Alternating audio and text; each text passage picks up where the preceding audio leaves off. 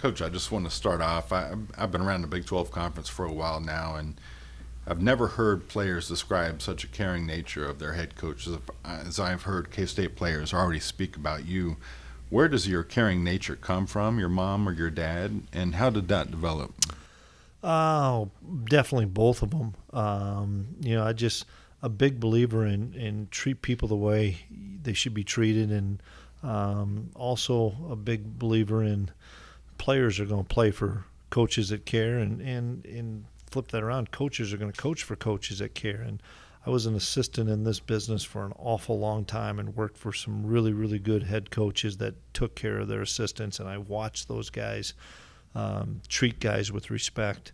And I just know that that's the best way for me to try to get and maximize the potential out of every young man is by treating them well and caring for them. What is that first action you take? How do you express that to your players? How do you show that to your players? In a lot of different ways. Obviously you want to find out more about the kid rather than what his 40 time is or how strong he is. You want to find out a little bit more about his family life, a little bit more about his upbringing, a little bit more about things that are important to him outside of this game. And if you do those things, you're going to be able to make that connection so that when you are on the field, and whether it's there's a lot of adage of don't hear the tone, hear the message. Sometimes you do have to get on a guy, but it's still the message that counts. And if they know you care, they're going to listen to that message. And I'm not a guy that yells and screams very much anyway, but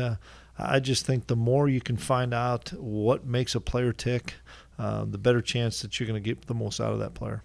Some might be confused that when you say you love a player, it does not mean that you're a pushover by any means. And obviously you have high expectations and have tough love as well. What kind of balance do you strike there between telling a player you love him and having them understand that you have these high expectations for him? Well, you're right, and I've told hundreds of players I love them, and I've told hundreds of players those same kids I love that I expect more out of them, and I'm going to hold them accountable for something that they maybe did wrong, and that's maybe a father figure in me a little bit as well. I've got adolescent kids myself, but you're right. You're striking a balance there, but no, by any means, it doesn't make you soft by telling a player you love them. I think it just, once again, if you show a person, a player, anybody that you care for them and love them, you're going to be able to probably get inside and dig more on that human being to see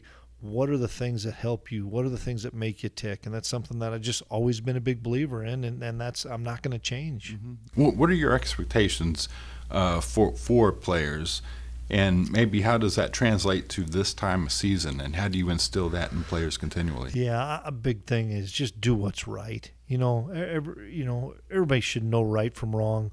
I know kids are going to make mistakes, and I understand they're going to make mistakes, and you have to work with them through some of those mistakes. You can't make the catastrophic mistake, and you just got to do what's right and treat people the way you want to be treated, and that's just how it's all started. And this time of year, you've got to have great self-discipline, and self-discipline is training yourself what to do that is right and wrong, and training yourself that what the right decisions are, as opposed to discipline, me telling them what the right decision is.